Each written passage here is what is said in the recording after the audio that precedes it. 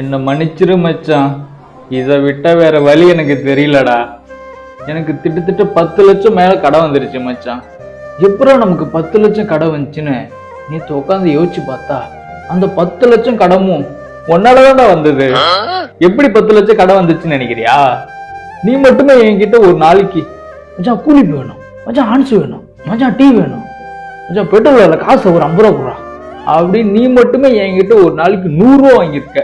மாசத்துக்கு 3000, வருஷத்துக்கு 36,000. உன் கூட பழகின இந்த 30 வருஷத்துல இந்த 10,80,000 கடன் தானே நீ எனக்கு வச்சிருக்க. அதனால இதை விட்ட வேற வழி எனக்கு தெரியல மச்சான். டாக்டர், நீங்க உங்க வேலையை ஆரம்பிங்க. டாக்டர் ஒரு நிமிஷம். 1000 தான் இருந்தாலும் அவன் என் உயிர் நண்பன். அவன் எதுவும் சொல்ல வரான், ஒரு 2 வார்த்தை கேட்டுக்கிறேன் டாக்டர். ஏய் மச்சான், என் கிட்னி எடுத்து உனக்கு எந்த யூஸ் சொல்றா? அது எப்பயே கெட்டு போயிட்டு இருக்குடா. மச்சான் உன் கூட இவ்வளவு நாள் ஃப்ரெண்டா இருக்கேன், இது கூடமே எனக்கு தெரியாது. கிட்னி எடுக்கல மச்சான், ஹார்ட் தான் எடுக்கிறோம். டாக்டர் நீங்க ஸ்டார்ட் பண்ணுங்க, வாங்க நான் புடிச்சிக்கிறேன்.